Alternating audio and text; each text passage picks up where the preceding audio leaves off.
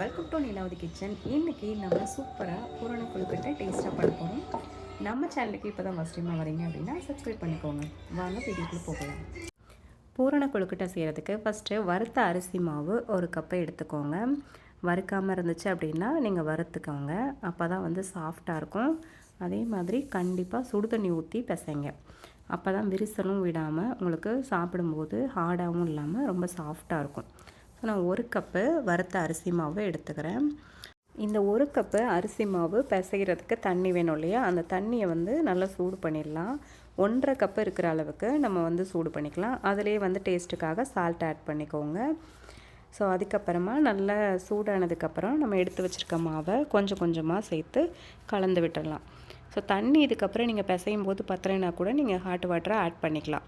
So இதை நல்லா பிசைஞ்சுக்கோங்க. இதே மாதிரி கரண்டிலேயே வந்து லோ ஃப்ளேமில் வச்சு கிண்டிக்கோங்க, அப்போ தான் நல்லா சாஃப்டாக இருக்கும், விரிவிடாமையும் இருக்கும். மாவு வெள்ளையாக இல்லாமல் எல்லாமே அந்த தண்ணியில் மிக்ஸ் ஆகிற மாதிரி நல்லா கலந்து விட்டுக்கோங்க. அதுக்கப்புறமா கூல் டவுன் ஆகட்டும், வேறு பாத்திரத்தில் மாற்றி வச்சுக்கலாம். ஸோ அதை மாற்றி வச்சதுக்கப்புறம் கை பொறுக்கிற சூடு வந்தபோது நம்ம அதை வந்து பிசைஞ்சு நல்லா கொழுக்கட்டை மாவு பதத்துக்கு நம்ம பிசைஞ்சு எடுத்துக்கலாம். ஸோ இது வந்து லைட்டாக திக்கெல்லாம் இல்லாமல் நல்லா பிசைஞ்சுக்கிறணும். ஸோ நம்ம வேறு பாத்திரத்தில் எடுத்து மாற்றி வச்சுக்கலாம். தேங்காய் பூரண கொழுக்கட்டை அவ்வளோ டேஸ்ட்டாக இருக்கும் சாப்பிட்றதுக்கு. ஸோ இந்த மாதிரி ஹாட் வாட்டரில் பண்ணோன்னா நல்லா சாஃப்டாக இருக்கும். கொழுக்கட்டை செஞ்சு ரொம்ப நேரத்துக்கு அப்புறம் கழித்து நீங்கள் சாப்பிட்டு பார்த்தீங்கன்னா கூட டேஸ்ட்டாக இருக்கும். அதேமாதிரி சாஃப்டாக இருக்கும், ஹார்டாக இல்லாமல். ஸோ அதுக்காக தான் நம்ம இந்த மாதிரி ப்ரிப்பேர் பண்ணுறோம். ஸோ நம்ம வந்து நீங்கள் டேஸ்ட்டுக்காக பட்டரும் நெய்யும் ஆட் பண்ணிக்கலாம், ஆப்ஷனல் தான். ஸோ இது அந்த ஹாட்டிலே வந்து உருகிரும். நம்ம இதை வந்து ஒரு சைடு வச்சுட்டு அதுக்கப்புறம் வந்து தேங்காய் வந்து பூரணம் செஞ்சிடலாம். ஸோ நான் கொஞ்சமாக வந்து வெல்லத்தை நச்சு எடுத்துக்கிட்டேன். 1 கப்பு அரிசி மாவுக்கு 1 கப்பு வெல்லம் நான் சேர்த்துக்கிட்டேன். அதே மாதிரி 1 கப்பு தேங்காய் பூவும் நான் சேர்த்துக்கிட்டேன். ஸோ இந்த வெல்லத்தை முதல்ல ஒரு பாத்திரத்தில் எடுத்துக்கோங்க. அதை லைட்டாக ஹாட் ஆனதுக்கப்புறமா நம்ம வந்து சூடு பண்ணிடலாம். ஸோ நான் எந்த தண்ணி எதுவுமே ஆட் பண்ணல, ஃபஸ்ட்டு வெல்லத்தை மட்டும் அப்படியே ஆட் பண்ணிக்கிட்டேன். ஸோ ஒரு வேளை வெல்லத்தில் கல் இருக்குன்னு நினச்சிங்க அப்படின்னா நீங்கள் ஃபஸ்ட்டு இதை தண்ணியில் போட்டு முதல்ல கரைய வச்சுட்டு அதுக்கப்புறம் வடிகட்டிட்டு அதுக்கப்புறம் திக்காக தேங்காயெல்லாம் போட்டு நீங்கள் வறுத்துருங்க. ஸோ நான் வந்து வெறும் வெல்லத்தை அப்படியே சட்டியில் போட்டுட்டு லோ ஃப்ளேமில் வச்சுட்டு அது கூட தேங்காயும் ஆட் பண்ணிவிட்டு நல்லா மிக்ஸ் பண்ணிக்கிட்டேன். ஸோ இது நல்லா கரையட்டும், அப்போ தான் இது வந்து ரொம்ப நேரம் எடுத்துக்காது பாகு ரெடி ஆகிறதுக்கு. ஸோ தேங்காய் பூரணம் இதே மாதிரி செஞ்சுக்கோங்க. உங்களுக்கு ஏலக்காய் சுக்கு மணமாக வேணும்னாலும் நீங்கள் இந்த சமயத்தில் ஆட் பண்ணிக்கலாம். ஸோ எனக்கு வெல்லத்திலே ஆல்ரெடி ஆட் பண்ணியிருப்பாங்க, ஸோ எனக்கு இது தேவையில்லை. அப்புறம் வந்து சின்ன பிள்ளைங்க சாப்பிடும்போது கடிப்பட்டுச்சுன்னா சாப்பிட மாட்டாங்க, ஸோ அதனால் நான் சேர்த்துக்கல. ஸோ இதை நல்லா மிக்ஸ் பண்ணி வெல்லம் நல்லா கரைஞ்சி அந்த தேங்காயோட மிக்ஸ் ஆகிற வரைக்கும் நீங்கள் வந்து இதை லோ ஃப்ளேமில் வச்சு கிளறிட்டே இருங்க. ஸோ இப்போ பாருங்கள், தேங்காய் பூரணம் சூப்பராக ரெடி ஆயிடுச்சு. இந்த மாதிரி ரெடியான ஒன்று இதை வந்து கொஞ்சம் கூலிங் ஆகட்டும், நம்ம அப்போ தான் உருட்டுறதுக்கு ஈஸியாக இருக்கும். ஸோ அதனால் இதை நம்ம ஒரு சைடில் கூல் டவுன் ஆகிறதுக்காக வச்சிடலாம். இப்போ போய் நம்ம கொழுக்கட்டை செய்ய ஆரம்பிக்கலாம். ஸோ இந்த மாவு வந்து ரெடி ஆயிடுச்சு. இதை நல்லா பிசைஞ்சு நான் ரெடியாக வச்சுருக்கேன். ஸோ இன்னொரு தடவை நல்லா பிசைஞ்சுக்கோங்க. கொழுக்கட்டை செய்கிறதுக்கு முன்னாடி நீங்கள் வைக்கும்போது கண்டிப்பாக க்ளோஸ் பண்ணி தான் வைக்கணும், இல்லைன்னா ட்ரை ஆகிடும் அந்த மேலே உள்ள பார்ட்டெல்லாம். உங்களுக்கு ஒரு வேளை ரொம்ப திக்காக இருந்துச்சு அப்படின்னா நீங்கள் வந்து ஹாட் வாட்டர் ஆட் பண்ணி இன்னும் கொஞ்சமாக மிக்ஸ் பண்ணிக்கலாம். ஸோ இப்போ நம்ம வந்து ரெண்டுமே ஆறிடுச்சு.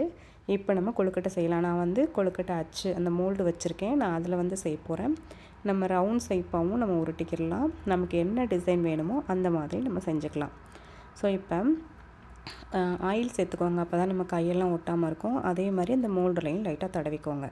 ஸோ ஒரு பால் சைஸில் நம்ம வந்து மாவு எடுத்துக்கலாம். ஸோ மாவு எடுத்துகிட்டு நான் பூரணத்தில் வந்து ஸ்பூன் போட்டு வச்சுருக்கேன், ஸ்பூனில் எடுத்து வச்சுக்குவேன்.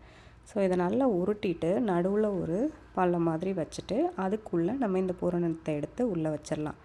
உள்ளே வச்சதுக்கப்புறமா நீங்கள் லைட்டாக அப்படியே க்ளோஸ் பண்ணி அந்த பூரணம் எதுவும் வெளியில் தெரியாத அளவுக்கு ஃபுல்லாக வந்து ரவுண்ட் பண்ணிவிடுங்க.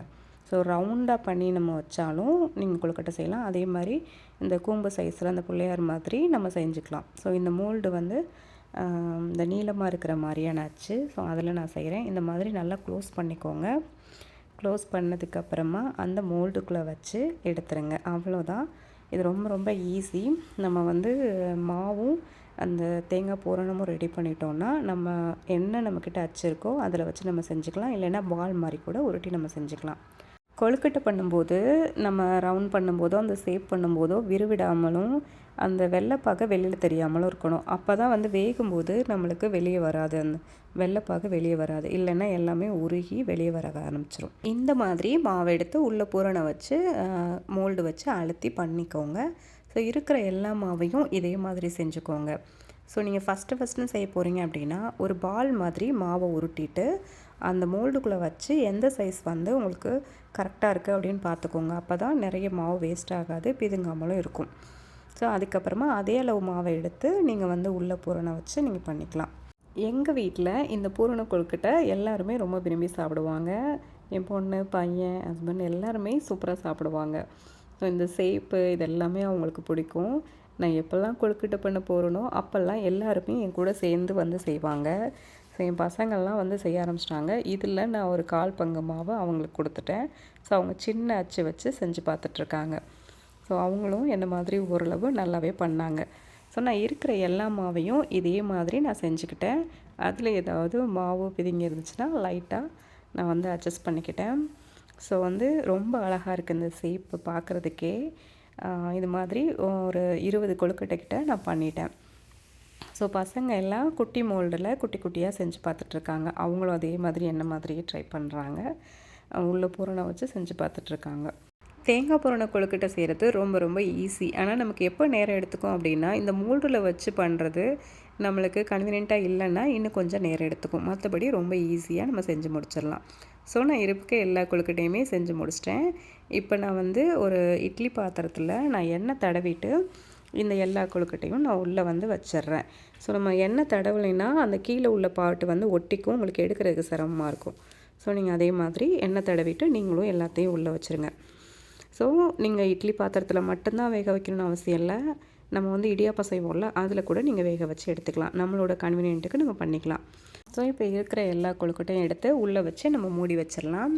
இந்த கொழுக்கட்டை வேகிறதுக்கு 5லேருந்து 10 நிமிஷம் எடுத்துக்கும். ஸோ நம்ம கீழே வந்து தண்ணி வச்சுட்டு அதே மாதிரி நம்ம இட்லி பாத்திரத்துக்கு உள்ளே வச்சுட்டு நம்ம மூடி வச்சு விசில் வச்சிடலாம். ஸோ இங்கே பார்த்தா என்னோடய பசங்க பயங்கரமாக வந்து கொழுக்கட்டை பண்ணிகிட்ருக்காங்க. இதான் இவங்க பண்ண கொழுக்கட்டை. ஸோ ஆல்மோஸ்ட் நல்லா பண்ணியிருக்காங்க. ஸோ இப்போ வந்து விசில் வந்துருச்சு, நம்மளுக்கு ரெடி ஆகிடுச்சு. நம்ம ஓப்பன் பண்ணி பார்க்கலாம். நம்ம ஆல்ரெடி சுடு தண்ணியில் நம்ம வந்து போட்டிருக்கிறதுனால அந்த மாவு ஆல்ரெடி வெந்திருக்கும். ஸோ இந்த கொழுக்கட்டை வேகிறதுக்கு கம்மியான டைம் தான் எடுத்திருக்கும். ஸோ சூப்பராக வெந்துருச்சு. நம்ம இதை வந்து வேறு ஒரு பாத்திரத்துக்கு நம்ம மாற்றிடலாம். ஸோ பார்க்கும்போதே சாப்பிடணும் போல் இருக்குது. ஸோ அவ்வளோ அழகாக நமக்கு வந்து ரெடி ஆகிருக்கு. ஸோ இதே மாதிரி நீங்களும் செஞ்சு பாருங்கள். கொழுக்கட்டை வந்து ரொம்ப அழகாக வரும். நம்ம வந்து அச்சு இல்லைனாலும் கையிலேயே நம்ம செஞ்சுக்கலாம். இப்போல்லாம் விதவிதமாக வந்து கொழுக்கட்டை செய்கிறதுக்கு அச்செல்லாம் நிறையவே அவைலபிளாக இருக்குது.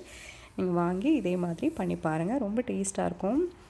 அவ்வளோதான், நம்ம சூப்பராக தேங்காய் பூரண கொழுக்கட்டை ரெடி பண்ணிட்டோம். இதே மாதிரி நீங்களும் செஞ்சு பாருங்கள். இந்த வீடியோ உங்களுக்கு யூஸ்ஃபுல்லாக இருக்கும்னு நினச்சிங்க அப்படின்னா லைக் பண்ணிக்கோங்க, மற்றவங்களுக்கும் ஷேர் பண்ணுங்கள்.